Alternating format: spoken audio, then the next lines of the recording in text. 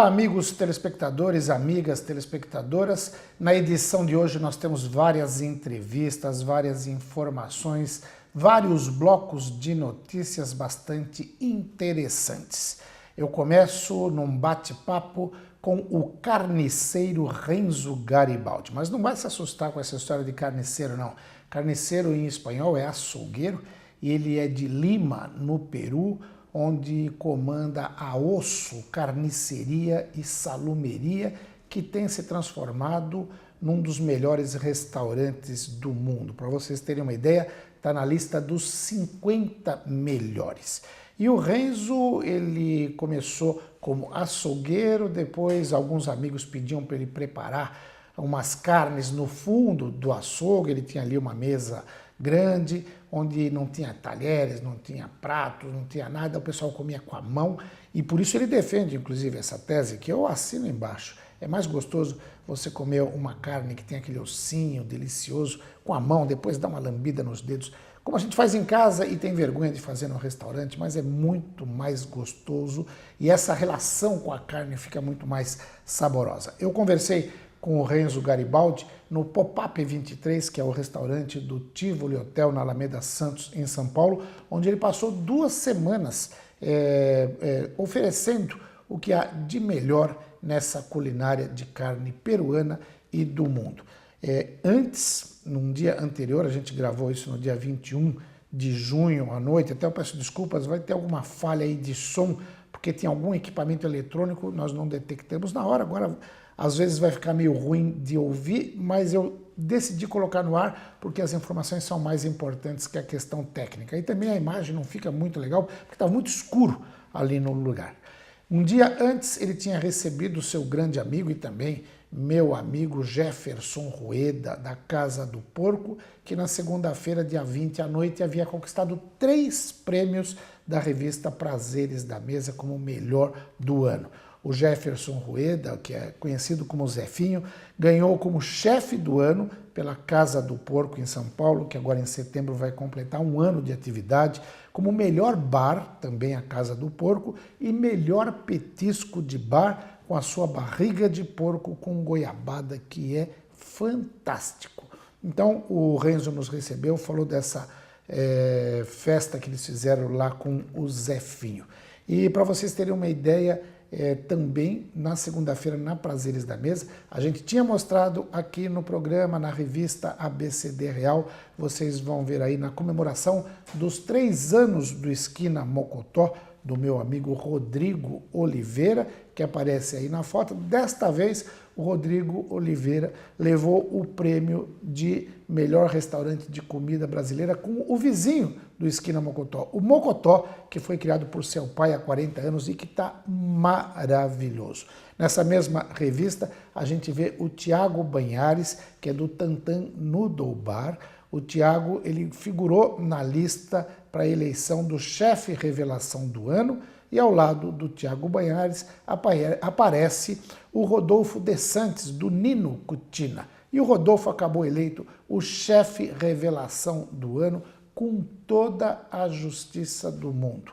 Ele foi eleito na segunda-feira à noite, e na terça nós estivemos almoçando lá no Nino Cucino, na Rua Jerônimo da Veiga, no Itaim Bibi. O restaurante é maravilhoso, a comida italiana é uma pequena Itália dentro de São Paulo. Bom, tem muita coisa. Tem um outro restaurante que a gente mostrou num programa recentemente, que acabou ganhando pela Prazeres da Mesa como restaurante do ano da região sul, que é o Ostradamus, de Santa Catarina, de Florianópolis. Olha, fantástico também, do meu amigo Jaime Barcelos. Enfim, essas informações estão no programa de hoje.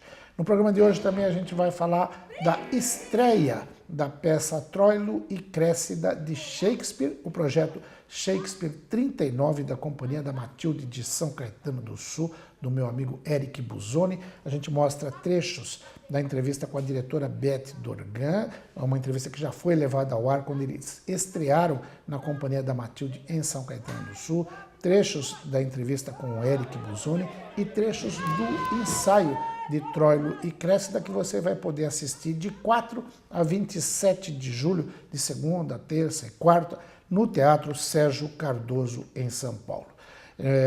No penúltimo bloco, o presidente da Associação Comercial e Industrial de São Caetano do Sul, a ASISCS, meu amigo Walter Estevão Júnior, promoveu uma reunião e ele conversa com um diretor da Eletropaulo para ver se acaba de vez com os problemas de fornecimento de energia elétrica para o comércio, principalmente da Rua Visconde de Inhaúma e de São Caetano do Sul, de uma forma geral. No último bloco, nós mostramos um vídeo institucional da USCS, a Universidade Municipal de São Caetano do Sul. Ou seja, tem muita informação importante que eu tenho certeza que vocês vão gostar.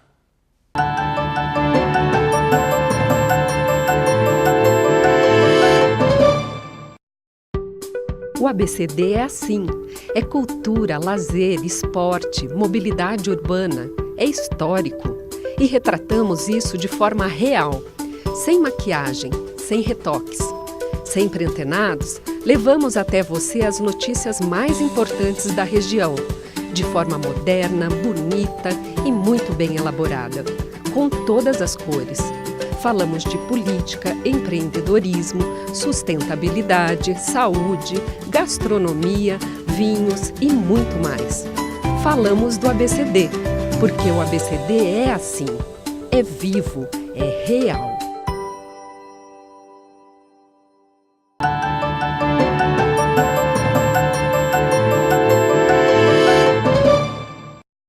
Muito bem, amigos telespectadores do programa Joaquim Alessi, e hoje a gente está aqui no Pop-Up 23 do Hotel Tivoli em São Paulo, onde eu tenho a honra e a satisfação de conversar com esse chefe maravilhoso. Eu só conhecia de ler aquelas verdadeiras obras de arte que ele faz com a carne. É um chefe peruano, Renzo Garibaldi. Renzo, muito obrigado por nos receber. Obrigado você, imagina. Vamos falar um pouquinho desse teu trabalho que hoje eu vou conhecer pessoalmente, ainda não tive o prazer de degustar, mas esse teu trabalho com a carne maturada, com a salumeria artesanal, essa tua defesa de que a gente deve comer com a mão, eu começaria por aí. Por que devemos comer a carne com a mão? Para nós, eu vou falar meu portunhol, não? Para nós começamos sócio como um açougue. Eu sou açougueiro e começamos com um açougue. Que chama carniceria lá. Carniceria. Mas atrás do açougue eu tenho uma mesa de sócio. Não? E começaram a servir uma cena, um jantar na mesa.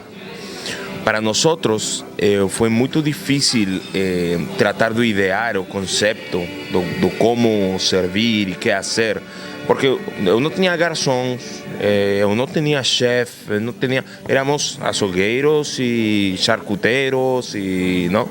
Então, uma das coisas que pensamos foi que se podíamos lograr que a gente que venia para a mesa conectasse com a comida da mesma forma que nós conectamos com a carne, estaria bom, não? E por isso servimos todo para que eles comieram com as mãos, usaram um sentido mais, não? E pudessem conectar como um açougueiro com sua matéria, não? Isso também ajudou muito, porque eles bajavam as suas defensas. Não se compreende, uma vez que eles começaram a tocar as carnes, porque não estavam nerviosos, mas depois bajavam as defensas e abriam muito a experiência. E eles gostavam mais, eu acho, porque estavam mais relaxados, porque o ambiente e todo é um ambiente que sente como casa. Não? E essa foi a ideia original. Não, eu compreendo muito bem isso, porque eu adoro comer com as manos. Por exemplo, você pegar uma bistequinha, pegar aquela costelinha, não tem coisa melhor. Inclusive, chupar o osso, porque no osso tá aquele tutano. Você sabe, minha mulher queixa muito, não? Quando estamos à mesa, na casa, ela sempre diz o mesmo: não chupe seus dedos. Mas quando eu estou manejando a mesa no restaurante, eu digo o contrário aos clientes: por favor.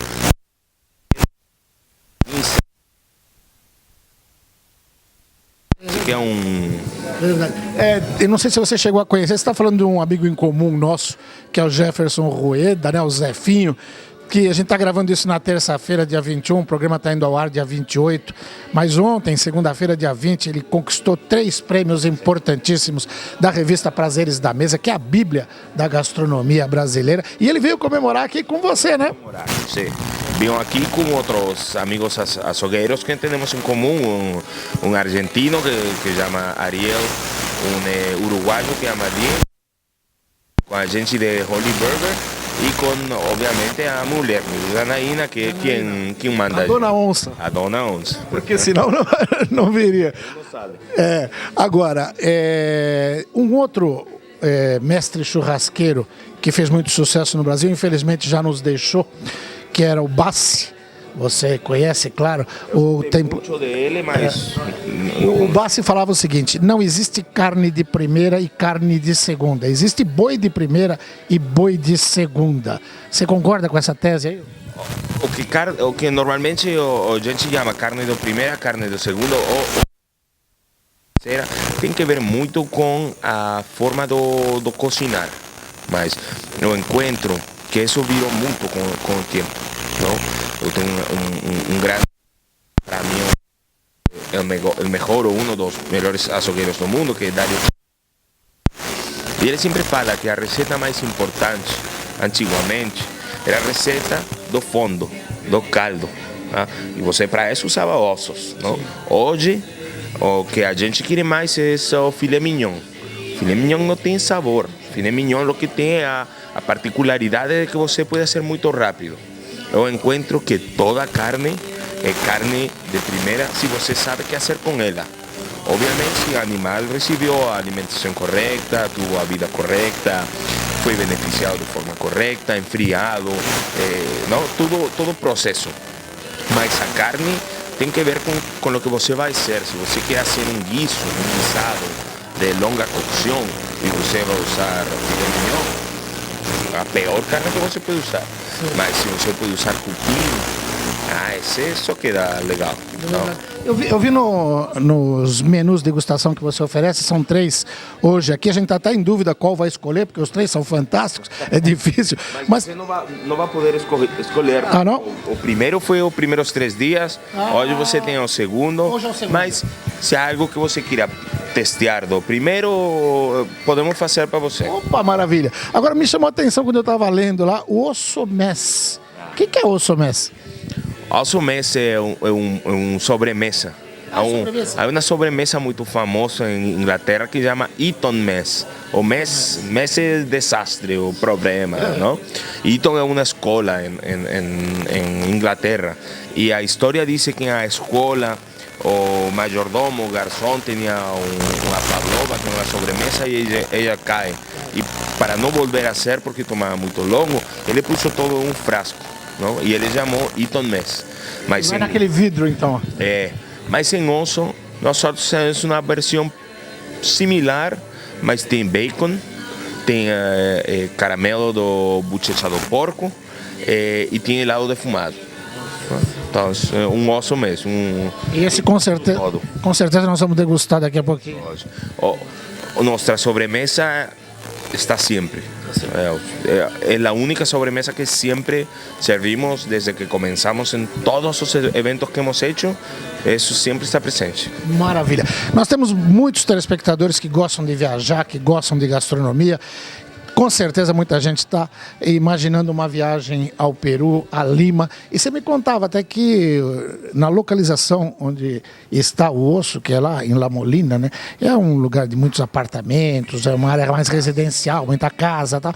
E, ou seja, o turista normalmente não vai. Mas vocês recebem muito turista, e principalmente turista brasileiro, é isso? Principalmente. Eu creio que mais de 80% dos turistas que recebemos são turistas brasileiros. E isso nós gostamos muito, porque vocês gostam e respeitam muito a carne. E isso é o mesmo que hacemos nós. É muito em comum.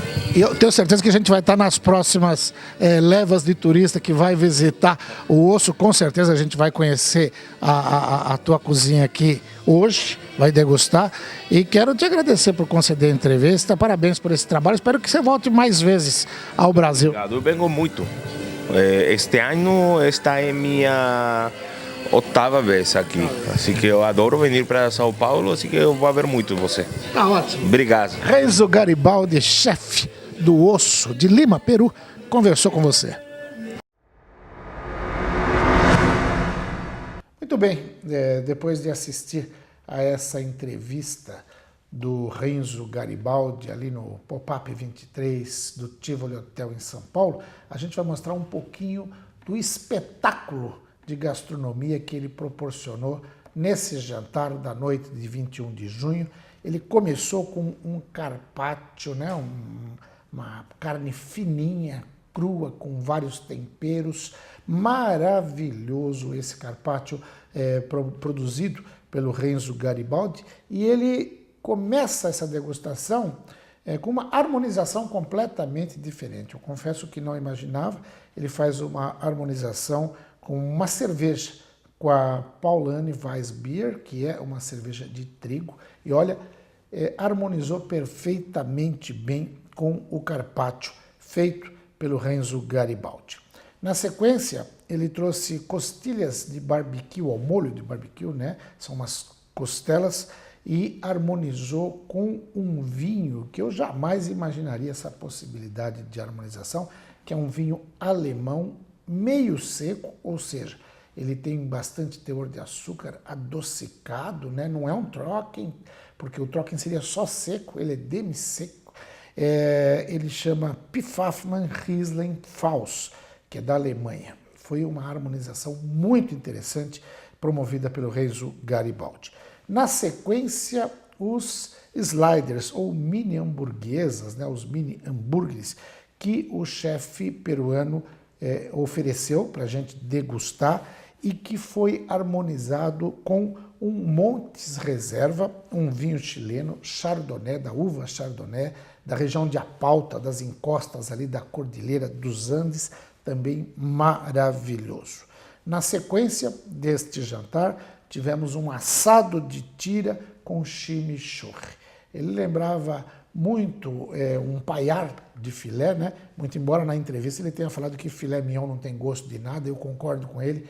Filé mignon só serve para fazer um prato mais rápido, mas em comparação com outras carnes ele perde disparadamente em que pese o preço que é cobrado.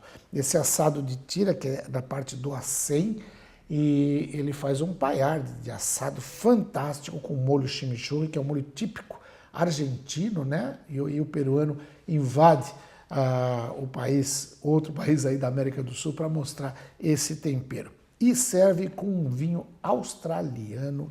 Não ficou muito boa a foto da garrafa, não, porque o fotógrafo aqui é péssimo, mas é um Scrubby Rise Wirra, um Shiraz, Cabernet Sauvignon e Petit Verdot. São 3 uvas, um vinho muito gostoso.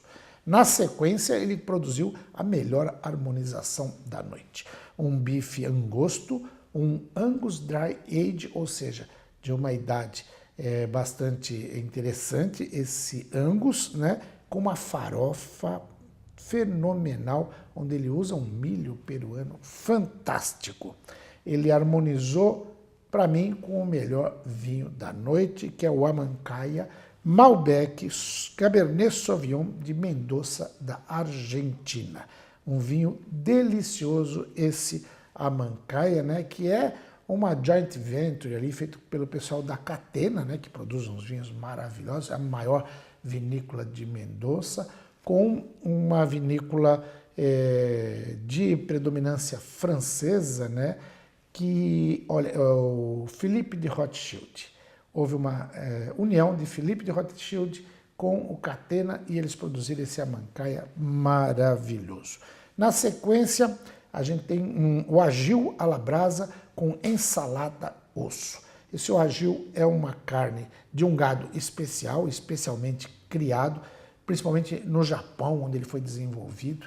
Vocês vão achar, talvez, que para quem gosta de carne um pouco mais passada, que eu não recomendo, vai achar, parece que está meio cru, mas não é não. É o ponto exato da carne e aí está a habilidade do chefe, do mestre churrasqueiro, de deixar o entorno da carne quase já queimado, né? Torradinho, tostadinho, e a carne por dentro no ponto exato, que é o chamado ponto argentino. A Argentina dá banho em carne e um peruano está mostrando que pode fazer um trabalho ainda mais fantástico. Na harmonização com esse Wagyu, ele usou um Emílio Lustau palo cortado, é um Jerez espanhol, né? O Jerez, que normalmente na Espanha é usado como uma bebida que a gente toma depois das refeições ou antes para abrir o apetite, né? É um digestivo, mas maravilhoso. Na parte das sobremesas, ele já explicou aí o que é o osso mess, que tem uma origem inglesa do eat mess, né? Que seria a comida perdida, a comida que caiu. Ele fala que ele é todo desconjunturado, assim, quebrado, porque teria surgido a partir do garçom levando essa sobremesa para uma mesa, caiu no chão e ele não tinha mais tempo de preparar outro, de pedir para o chefe preparar, colocou tudo num copo e serviu e fez o maior sucesso. A gente não sabe se isso é verdade ou não, se isso realmente faz parte do folclore da gastronomia, mas o osso mess que o Renzo Garibaldi faz é delicioso.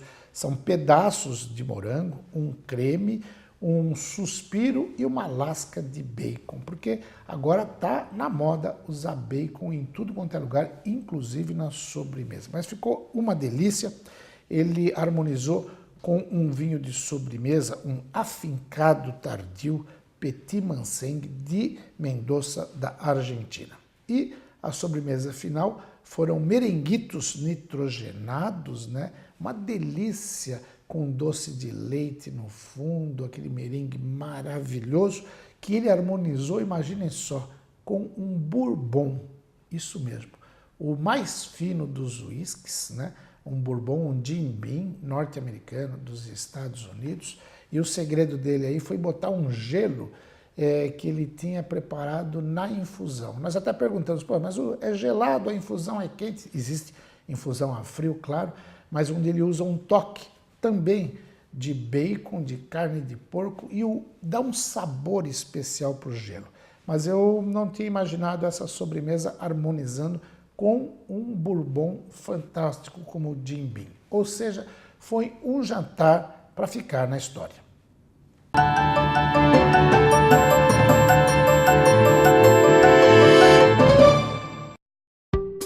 O ABCD é assim, é cultura, lazer, esporte, mobilidade urbana, é histórico. E retratamos isso de forma real, sem maquiagem, sem retoques. Sempre antenados, levamos até você as notícias mais importantes da região, de forma moderna, bonita e muito bem elaborada, com todas as cores. Falamos de política, empreendedorismo, sustentabilidade, saúde, gastronomia, vinhos e muito mais. Falamos do ABCD, porque o ABCD é assim, é vivo, é real.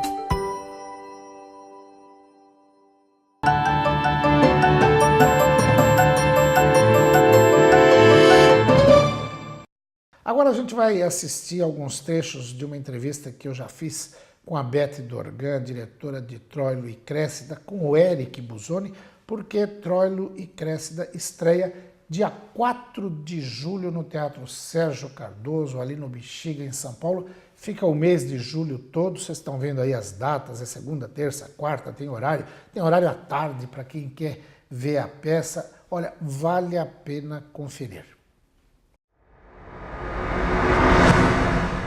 Para falar sobre esse trabalho, eu converso com a diretora Beth Dorgan. Beth, primeiro, obrigado por me receber, interromper teu trabalho lá para conversar com os nossos amigos telespectadores. Obrigada a você por ter vindo aqui nos prestigiar, nós é que agradecemos. Ótimo. Agora fala um pouquinho de Troilo e Cressida, como é que é dirigir um texto do início do século XVII, né? O Shakespeare, mas ele tinha isso, todos os textos dele são muito atuais sempre. Principalmente hoje, quando a gente discute ética e discute uma série de assuntos, você me lembrava até que a grande crítica de teatro, Bárbara Eleodora, que era o terror aí dos atores, dos diretores, mas que tinha uma capacidade de interpretar, talvez considerada a melhor tradutora de Shakespeare, né?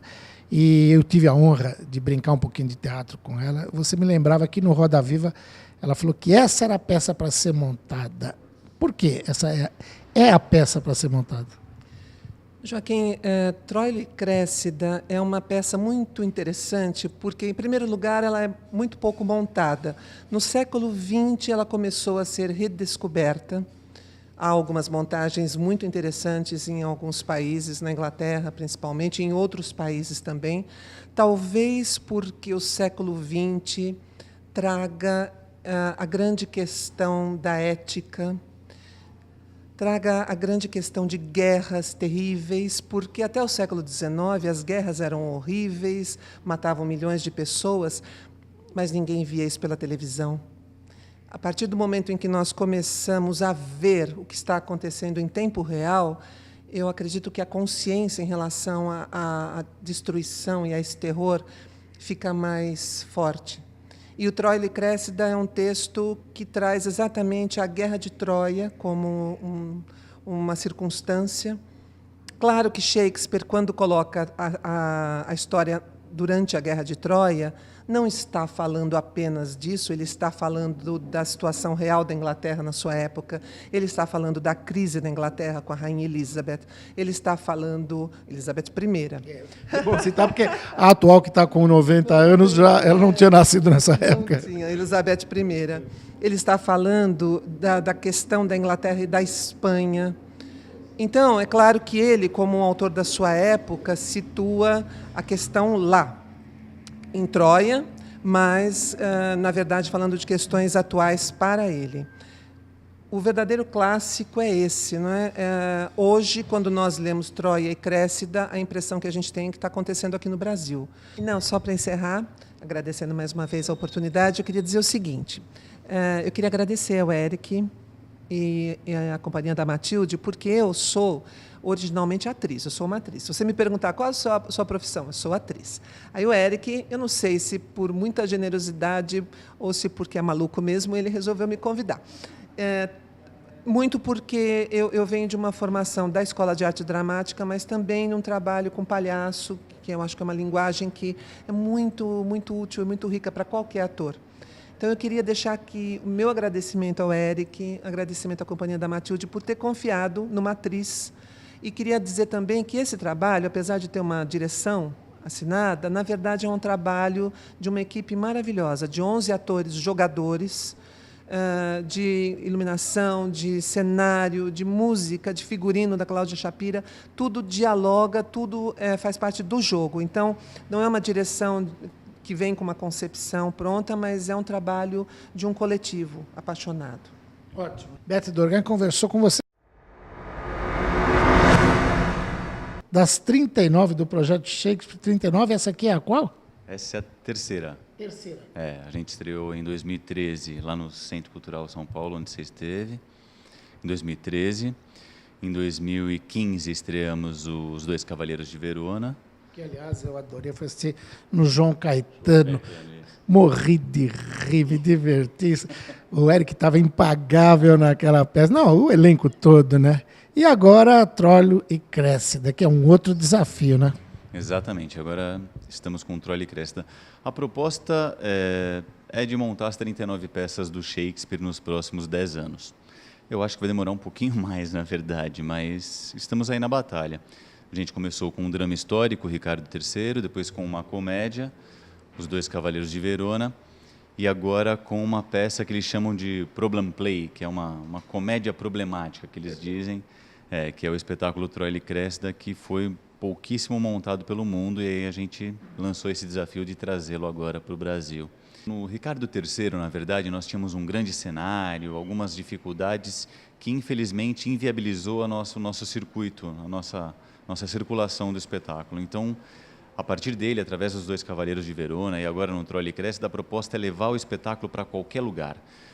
Como o Shakespeare, Projeto 39, tem tido um êxito muito bom, então nós temos tido muitos convites. Os Dois Cavaleiros agora, em final de maio, vai para o Espírito Santo, num festival numa cidade chamada Guaçuí, e teve essa proposta do Circuito Cultural Paulista para circular por 14 cidades. Então, nós resolvemos adaptar de uma forma que nós podemos apresentá-lo em qualquer lugar. independente das condições técnicas ou de um teatro bem equipado ou de um lugar com menos condições, digamos assim, nós podemos fazer o espetáculo. Tanto Os Dois Cavalheiros como o Troilo e Cressida foi concebido para isso. Exatamente porque o Shakespeare era popular, o Shakespeare fazia para a população, fazia para que todos tivessem acesso, então essa é a nossa proposta. Para que todos possam assistir, para que nós possamos circular pelas cidades do interior, pelas cidades com menos habitantes ou com menos condições técnicas nos teatros, enfim, para que a gente não perca a possibilidade, para que as pessoas não percam a possibilidade de poderem ver o espetáculo. E tem dado certo, estamos aí. E como eu falava com a Beth, o texto, em que pese o fato dele ter sido escrito no começo de 1600, não tem uma data certíssima, mas ele guarda uma atualidade e traz à tona um debate nesse momento que o país vive, que a região vive, que todos nós discutimos, questões éticas, questões de valores, projetos em que se apostou muito e tem gente decepcionada, tem gente feliz da vida. Ou seja, a peça ela vem no momento ideal para discutir a sociedade brasileira, né? Exatamente. Como a Beth disse, a grande estudiosa, a Bárbara Eleodora, relatou numa entrevista dela que este seria o espetáculo para o momento do país. E é impressionante. Tem um texto do personagem chamado Ulisses, que quem faz é o Rodrigo Scarpelli, que é impressionante como ele está atual. É impressionante como ouvir aquilo para a gente é mágico. O espetáculo questiona diversas ações, questiona a ética, a moral nos que detêm o poder, e é exatamente o que a gente debate hoje, né? A ética e a moral dessas pessoas que direcionam, né? que dão as diretrizes do país, e o espetáculo faz exatamente isso. O espetáculo durante uma guerra, durante a Guerra de Troia, o espetáculo se passa durante a Guerra de Troia, exatamente no 7º ano da guerra, dizem que a guerra durou 10 anos, no 7º ano, num momento de trégua, de paz, o espetáculo acontece. E existem, então, as manipulações, os jogos que os detentores daquele poder, né, que os generais, tanto de Troia como da Grécia, desenvolviam ali. E é impressionante como se assemelha com o que acontece hoje. Então, quando eu li, eu fiquei abismado. Falei, não é possível, eu acho que eu não entendi. Não é possível que naquela época ele já questionava essa falta de moral, essa falta da ética, do comprometimento, do compromisso, do pertencimento, né, com o país, porque a partir do momento que você faz o que você faz, o que eles fazem com o país é porque eles não têm pertencimento algum, né, com a nação. Então, é impressionante. Se eu fosse vocês, eu não perderia. Eu também não, e eu não vou perder. Aliás, como a própria Beth citava, além do Shakespeare, citava também o Bertolt Brecht. Sim. Há pouco tempo a gente mostrou, quer dizer, há pouco tempo já faz mais de um ano, mas a estreia de Galileu Galilei, com a Denise Fraga, com meu amigo Ari França, esse pessoal todo. Aí você pega um texto do Brecht também, embora ele seja muito posterior ao texto do Shakespeare, né? Já 400 anos depois, alguma coisa assim, 300 anos depois, mas ele também mostra no Galileu, quando o Galileu discute, e aliás, quando o Galileu renega a teoria dele para poder sair vivo da Inquisição, né? E ninguém entende nada, mas aí era uma discussão também ética e moral sobre as descobertas, ou seja, o grande teatro é esse teatro, né? É esse teatro que se propõe até quando apresenta uma grande comédia, que eu falo, a gente sai rindo dos Cavaleiros de Verona, a gente sai rindo, tenho certeza que vai ter muitas cenas engraçadíssimas no Troilo e Cressida, mas você sai rindo, um riso inteligente, um riso que te faz pensar, poxa vida, mas espera aí, será que eu não tenho que rever alguns conceitos, alguns valores, meu modo de ser? Porque também não é só a gente esperar do governante, não. Está em cada cidadão fazer a sua revolução no seu comportamento, não é, Eric? Exatamente, exatamente. E essa é a nossa função, eu acho que essa é a função do artista. Eu vivo dizendo, em algumas discussões que a gente é convidado, e em algumas universidades, inclusive, que a impressão que eu tenho é que hoje, infelizmente, o artista deixou de ser um formador de opinião para ser um vendedor de plantão. É o que eu sinto às vezes. Eu não estou generalizando, mas, para mim, a grande maioria dos artistas, infelizmente, estão atrás de grandes campanhas, de grandes emissoras, e eu não tenho nada contra isso. Mas eu acho que a função do artista também é plantar uma sementinha ali, né? Desenvolver um espetáculo, ou um quadro, ou uma fotografia, ou um grande espetáculo de dança, ou uma música que te deixa indagando, te deixa pensando ali, questionando, poxa, será que é isso mesmo, né? A tua existência, como você se comporta, as suas ações, né? Você disse do riso. Vocês me desculpem, mas eu assisti a votação no domingo e eu tinha vontade em diversos momentos de rir. Aquilo era como se fosse, né? Enfim. Não é que ele era um riso triste, né? Exato. Era um riso que me incomodava. E eu acho que nesse espetáculo isso acontece em diversos momentos. Eu acho que a plateia vai se divertir e vai sair divertida, incomodada, sabe? Eu acho que a gente precisa fazer alguma coisa e essa é a função, pelo menos, da Companhia da Matilde. A gente tem tentado, tem batalhado para, além de sobreviver, desenvolver, de trazer grandes autores, de estudar e de pesquisar, até para a formação do indivíduo, né, do ser humano como indivíduo, a gente também tem ali dado uma pincelada para provocar um pouquinho, né? Eu acho que somos provocadores. Eu acho que o artista precisa ser um provocador. O Jung dizia, né, que o artista vive à margem da sociedade, que ele vem para a sociedade para observar os problemas e volta para a margem, desenvolve ali o seu trabalho artístico, uma pintura, uma foto, enfim, um espetáculo de teatro e traz para a sociedade como, entre aspas, um remédio, digamos assim. O remédio remedeia, o remédio não cura, né? Então, eu acho que é isso, acho que essa é a função, é o que nós temos tentado fazer. Mas é uma função que vocês desempenham com extrema maestria e com a responsabilidade que eu me sinto honrado de poder levar isso para os nossos amigos telespectadores. Obrigado, Eric, até a próxima. Eu que agradeço, muito obrigado e espero a presença de todos. Ótimo. Eric Busoni, do Universo Cultural da Matilde, conversou com você. Vocês assistem de forma inédita trechos de Troilo e Créssida. Senhoras e senhores, sejam todos bem-vindos ao Universo Cultural da Matilde. A cena é em Troia. Desde as ilhas gregas, os príncipes orgulhosos conduziram seus navios, carregados de ministros e armamentos para a guerra cruel. 69 chefes velejaram da Baía Ateniense até a Frígia.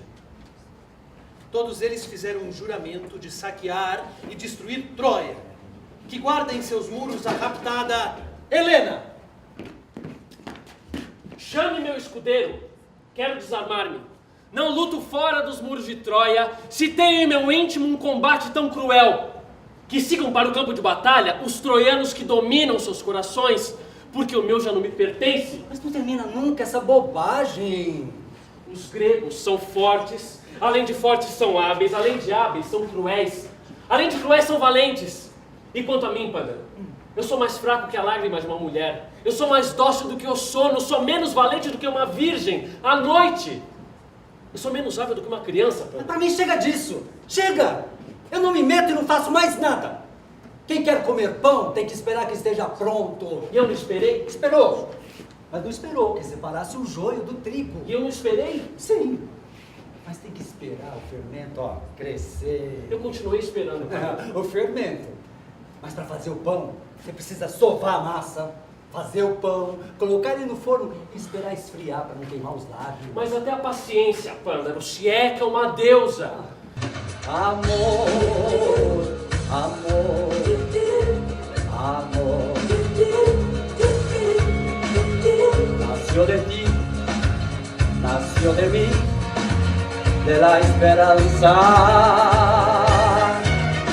Corre a boca pequena que há entre os gregos um de sangue troiano, primo de Heitor, a quem chamam de Ájax. E o que fez ele?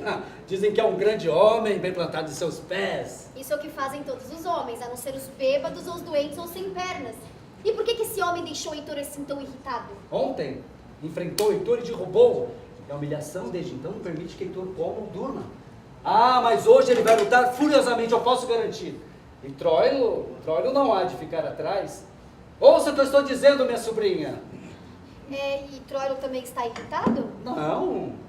Por que haveria de estar irritado? Ele é o mais valente dos dois. Por Júpiter, sem comparação. Uma comparação entre Heitor e Troilo? Não. Que isso? Você conhece um homem assim que o vê, minha sobrinha? Sim, se eu tiver visto e conhecido antes. Pois bem, eu estou dizendo que Troilo é Troilo. Então está dizendo mesmo que Não, eu tenho certeza de que não. ele não é Heitor? Ele é ele mesmo. E Heitor não é melhor que Troilo. Ele é mais velho. E o outro ainda não está maduro. Você vai ver quando ele estiver pronto. Ele voltou! O boêmio voltou! Novamente!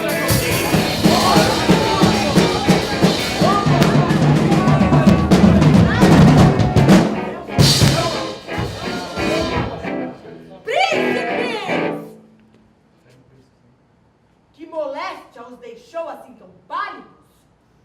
As vastas promessas que faz a esperança em todos os empreendimentos começados aqui na terra nunca são realizados em todo o seu esplendor.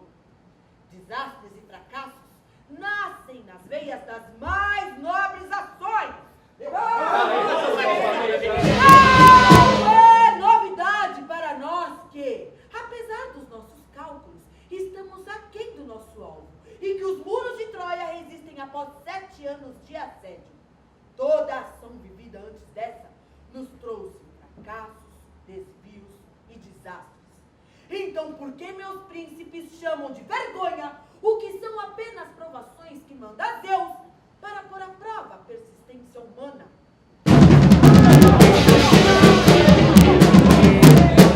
Suas palavras, grande Agamenon, foram reconhecidas por Nestor para desenvolvê-las com todo o respeito que é devido ao seu trono divino.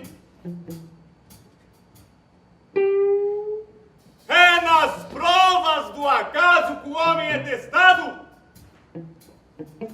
No mar calmo, quantas barquinhas ousam velejar e até navegam com as de porte mais nobre. Mas quando o vento do norte resolve se irritar, o que se vê é o casco forte, abrindo caminho através das montanhas líquidas.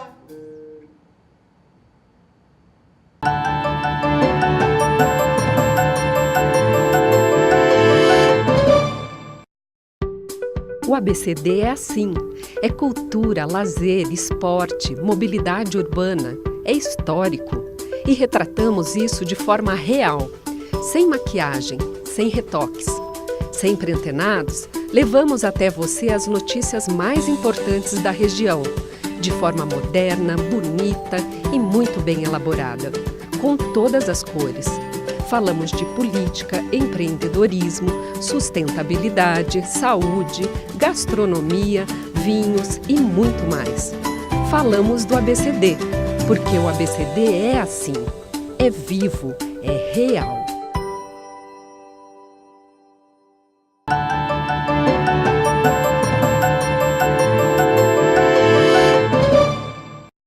Como eu falei no começo do programa, o presidente da Associação Comercial e Industrial de São Caetano do Sul, também publisher do jornal ABC Repórter, ele, advogado, músico, maestro, ele, na condição de presidente da ASSISCS, ele fez uma reunião, promoveu uma reunião na padaria Benhur, da Visconde de Inhaúma, do meu amigo João ali, com cerca de 100 comerciantes de São Caetano do Sul, que estavam preocupados com algumas falhas no fornecimento de energia elétrica na cidade. Aconteceu problema em véspera de Natal, aconteceu problema em véspera de Dia das Mães, e isso é uma tragédia para o comércio.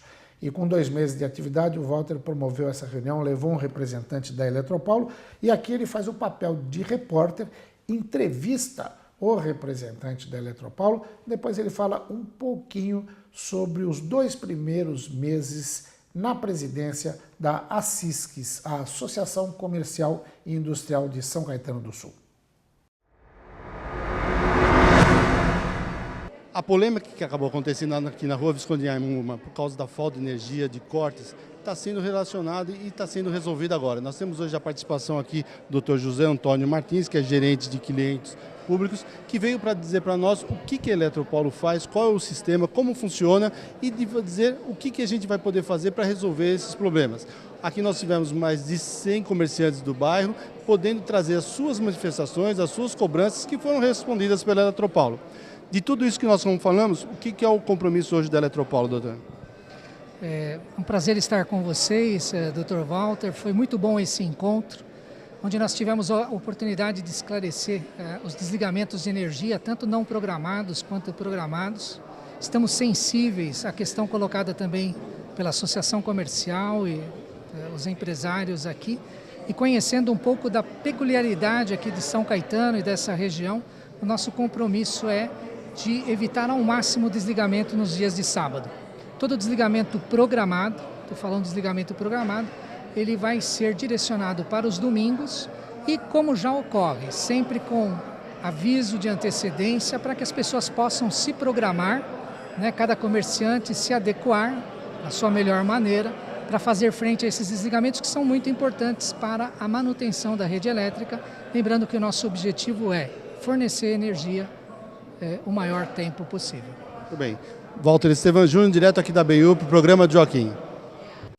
Joaquim, nesses 2 meses que nós estamos à frente da Associação Comercial e Industrial de São Caetano do Sul, nós temos feito realizações diárias. O mais importante para nós é ver que o associado está vendo que nós estamos fazendo algo todos os dias. São palestras, são convênios, são eventos desses como a questão da Eletropolo, que era um grande problema aqui para Visconde de Auma, a questão da agência da Receita Federal, que está prestes a fechar, conseguimos ser recebido pelo delegado da Receita Federal, fizemos um acordo, fez um acordo com o dono do imóvel para baixar o valor, e essas coisas são realizações que dependem da boa vontade de realização. Nós gostamos do que nós fazemos. Pode ter certeza que nós temos ainda mais 2 anos e 10 meses para mostrar muita coisa para São Caetano. E nós queremos, o que nós mais queremos esse ano é conseguir fazer um Natal iluminado. Nós passamos aí 2 anos sem a decoração de Natal, estamos fazendo propostas, estamos buscando parceiros. Quero voltar aqui no programa e falar para você, nós vamos ter um Natal iluminado para todo São Caetano. Para o ABC também.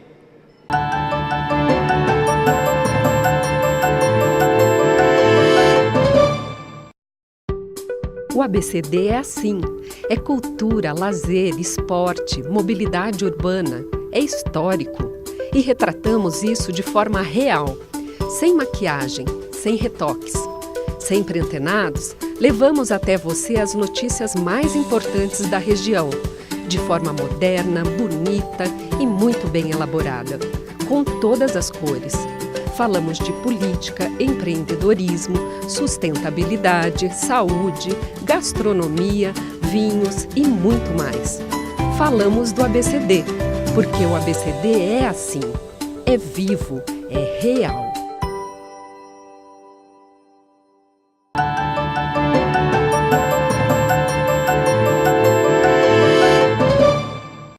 E já que a gente falou de São Caetano do Sul, agora a gente tem um vídeo institucional que mostra o que é a Universidade Municipal de São Caetano do Sul, a USCS.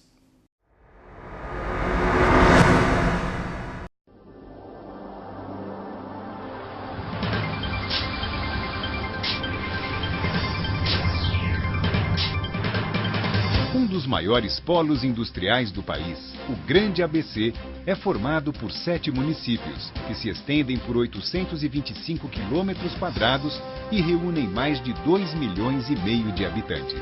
Um mundo de oportunidades.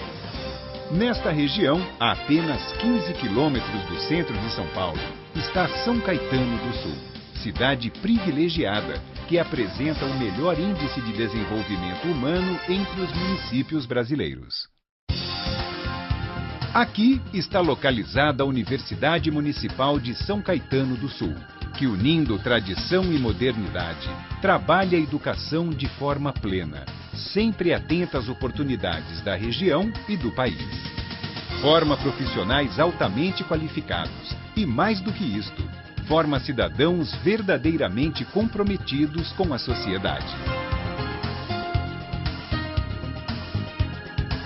A USCS oferece cursos de graduação bacharelada, graduação tecnológica e licenciaturas. Na pós-graduação, há opções nas modalidades Lato e Stricto Sensu.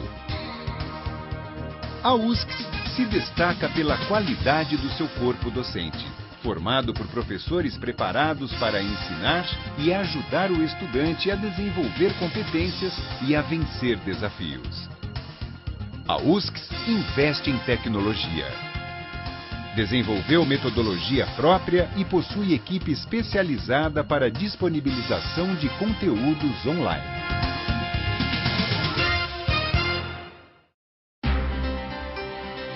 Além do ensino, também é papel da universidade incentivar a criação de novos conhecimentos. E isso se dá por meio da pesquisa. Na USCS, o estudante tem acesso a esse universo já na graduação por meio do Programa de Iniciação Científica. Existem ainda as atividades desenvolvidas no âmbito dos programas de mestrado e no INPES, Instituto de Pesquisa da USCS, cuja destacada atuação desde 1982 gera dados que ajudam a compreender o grande ABC e o país.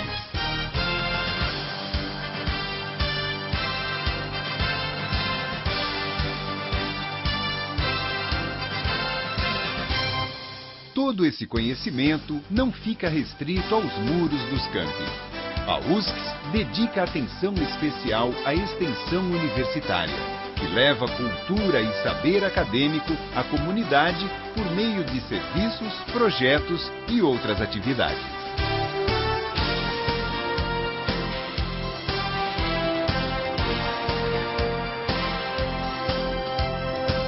Em troca, esse contato com a população permite à universidade detectar novas demandas, aprimorando assim sua atuação. Esta contribuição é decisiva na formação dos estudantes, que têm a chance de colocar em prática os ensinamentos adquiridos em sala de aula, sempre sob supervisão docente.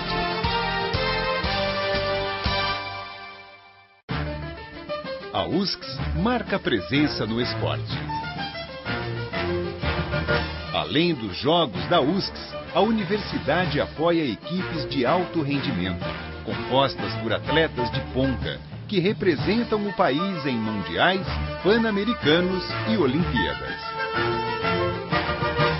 Para dar suporte a tudo isso, é preciso contar com uma completa infraestrutura. E é exatamente o que a USCS oferece.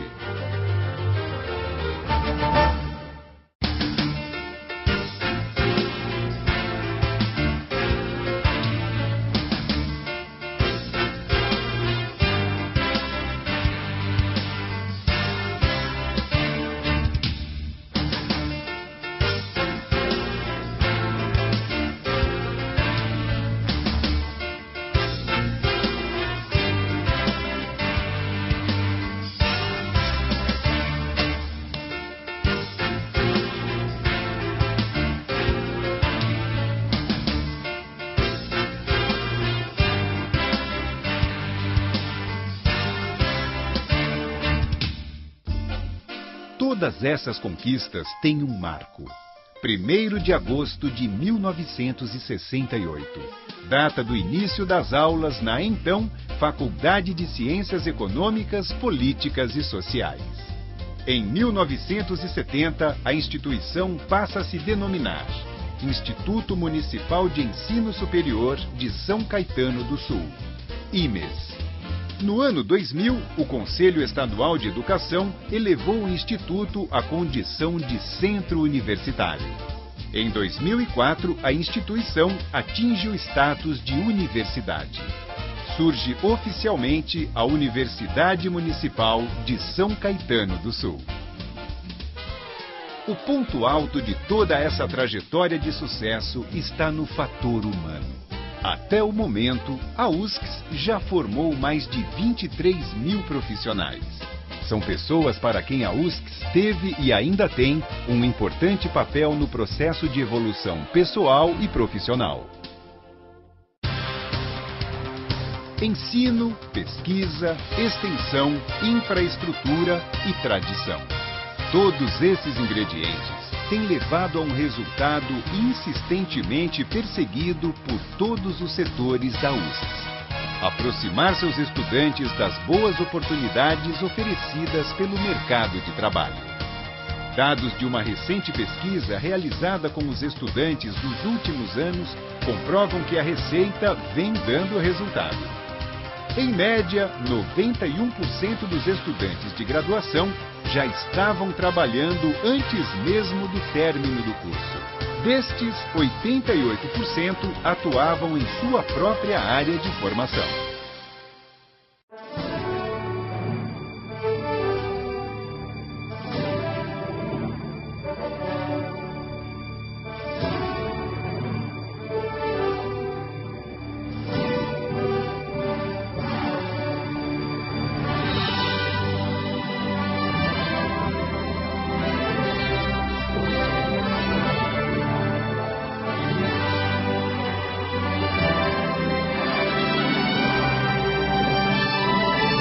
USCS, mais de 40 anos comprometidos com a formação e a empregabilidade.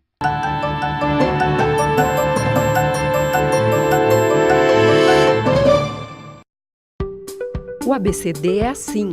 É cultura, lazer, esporte, mobilidade urbana. É histórico. E retratamos isso de forma real. Sem maquiagem, sem retoques. Sempre antenados, levamos até você as notícias mais importantes da região. De forma moderna, bonita e muito bem elaborada. Com todas as cores. Falamos de política, empreendedorismo, sustentabilidade, saúde, gastronomia, vinhos e muito mais. Falamos do ABCD, porque o ABCD é assim, é vivo, é real.